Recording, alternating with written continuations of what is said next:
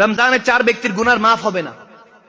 রমাদানের মধ্যে 4 ব্যক্তির গুনাহ রব্বে করিম মাফ করবে না। প্রথমত মদখোর, যারা শরাব পান করার মধ্যে ব্যস্ত থাকে, নেশাগ্রস্ত থাকে, তাদের গুনাহ আল্লাহ মাফ করবে না। দ্বিতীয়ত মা বাবা নাফরমান, বুখারী হাদিস, যারা মা বাবার নাফরমান হয়ে থাকবে, মা বাবার খেয়াল রাখবে না, শুধু স্ত্রী সন্তান নিয়ে পড়ে থাকবে, মা বাবার দিকে খেয়াল রাখবে না, তাদের গুনাহ কখনো রমাদানের মধ্যে আল্লাহ মাফ করবেন।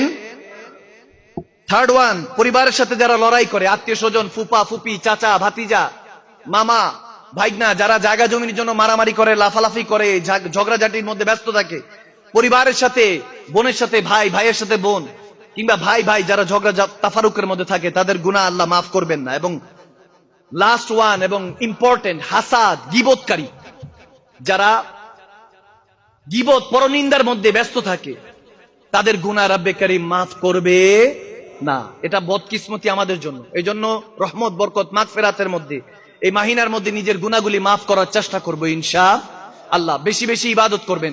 অনেকে জিজ্ঞেস করে 24 ঘন্টা কিভাবে পার করবেন? কোরআন তেলাওয়াত করেন, সারাদিনে 1 পারা পড়েন, 1 পারা না পারেন 10 পৃষ্ঠা পড়েন, 10 পৃষ্ঠা না পারেন 1 পৃষ্ঠা পড়েন, 1 পৃষ্ঠা না পড়েন 1 লাইন পড়েন, কিন্তু বুঝে শুনে